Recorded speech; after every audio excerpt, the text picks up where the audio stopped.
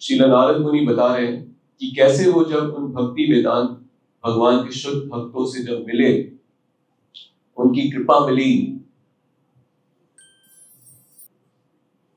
और उनकी कृपा से क्या हुआ, मैं उनके द्वारा भगवान कृष्ण की मनोहर लीलाओं का वर्णन सुन सका।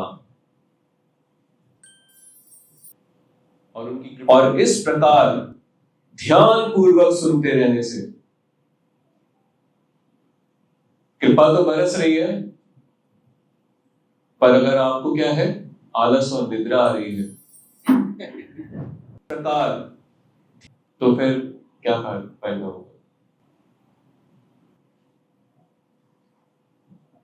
आपको तत्वदर्शी तत्व के विषय में आलस हुई ये बातें सरलता से बता रहे हैं प्रकार, पर हम कहां पे हैं, तो प्रमाद, आलस और निद्रा में। तो नहीं, क्या होना चाहिए, आलस और निद्रा आ रही है, ये बातें सरलता से, बहुत ही ध्यान से, श्रद्धा से, यहां पे शब्द यूज हुआ है, श्रद्धा में अनुपदम विशृण्वतः, श्रद्धा से सुना। प्रमाद, ध्यान पूर्वक सुनते रहने से क्या हुआ, भगवान के विषय में प्रति क्षण, हर क्षण अधिक सुनने के प्रति नारद मुनि कह रहे हैं मेरी रुचि बढ़ती ही गई। अधिक उनकी रुचि और बढ़ती, जितना ध्यान पूर्वक वो सुन रहे थे उतनी ज्यादा उनके अंदर और रुचि भगवान की कथा, लीला रुचि श्रवणम, मनोहर लीलाएं सुनने के प्रति और अधिक बढ़ती ही गई।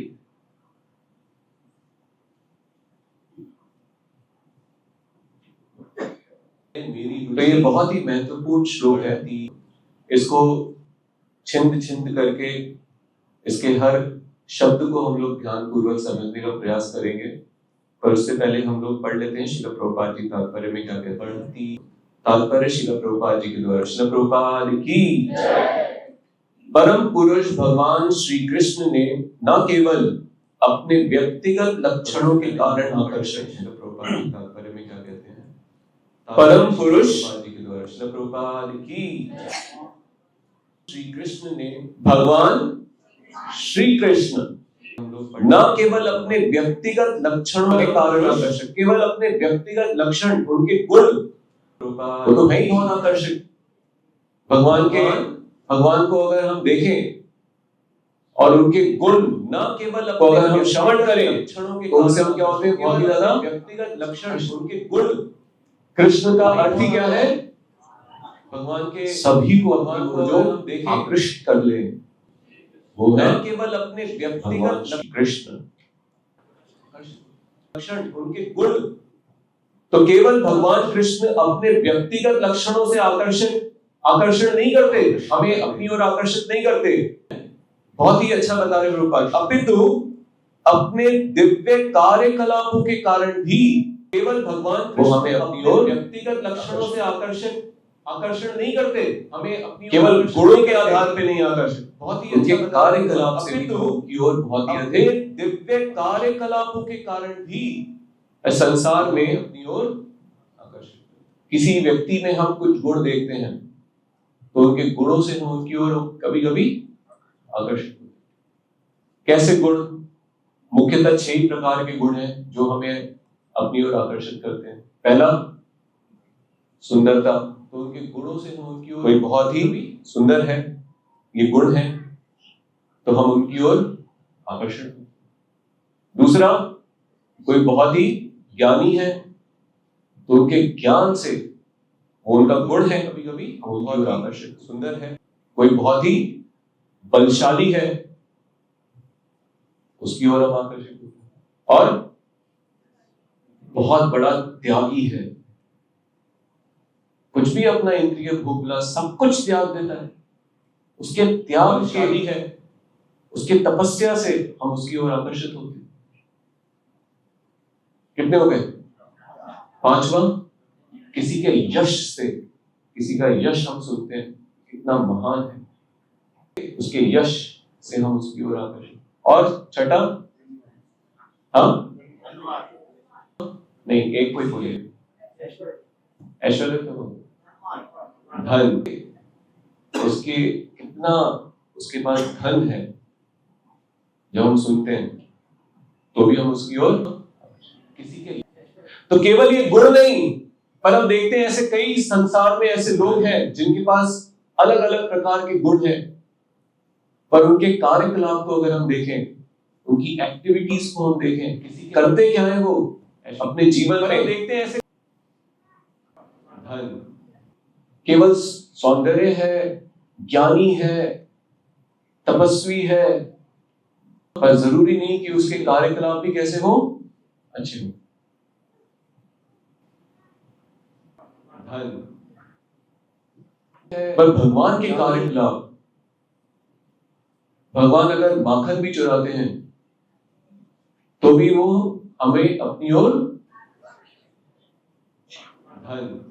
ऐसे अगर आप संसार में सुने, किसी ने किसी के घर पे चोरी करी, भगवान अगर माखन भी चुराते हैं, उनको बहुत परेशान किया, उनके घर के सारे मटके फोड़ दिए, धन, तो हमें सुन के क्या लगेगा, अच्छा लगेगा, नहीं लगेगा। माखन भी चुराते, पर जब सुनेंगे भगवान ने करा है ये लीलाएं, अच्छा, बड़ा ही आकर्षण, धन।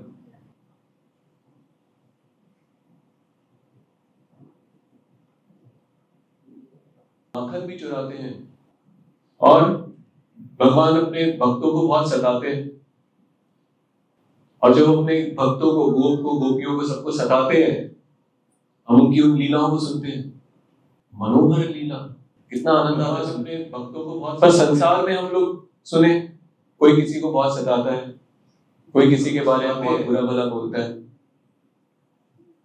इनको हम गुण कहते हैं, मनोहर लीला। ऐसे कार्यकलापों से हम आकर्षित होते हैं।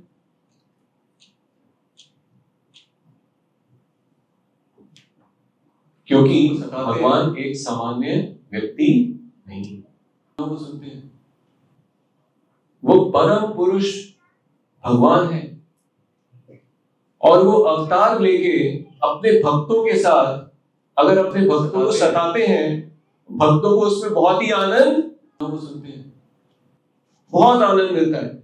जो सताए गए भक्त हैं, उनको उतना सताया गया, इसलिए वो खुश है कि भगवान प्रकट हुए हैं और उन्होंने हमें, वो सुनते हैं, हमारे घर में चोरी करी है, उनको बहुत आनंद आता है। सभी गोपियां वृंदावन में, ब्रज में, जब उनको पता होता था कि भगवान कृष्ण ने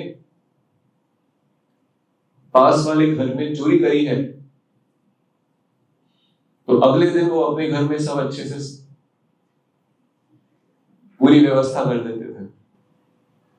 उन्हें पता है अब अगला नंबर हमारा है, और जब चोरी हो जाती थी, उसके बाद झूठा रोष लेके यशोदा के पास जाते थे, गुस्से में झूठा रोष लेके, यशोदा तुम्हारा कान्हा हमारे घर आके चोरी करके गया है, और मटकियां फोड़ गया, और दरवाजे तोड़ गया,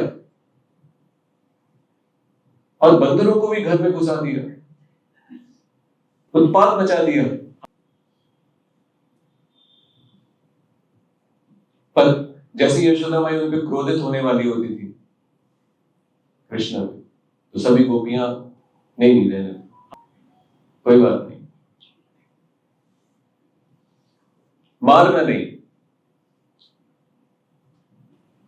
तो सबको कुछ ना कुछ बहाना चाहिए होता था कि वो यशोदा के घर जाएं, ज्यादा से ज्यादा समय बिताएं और भगवान कृष्ण को देखें, उनके अलग अलग भाव देखें। तो ये भक्त हैं जो भगवान के सभी प्रकार के कार्यकलापों से जब सुनते हैं या उसमें जब भागीदार होते हैं, तो वो भगवान की ओर और अधिक आकर्षित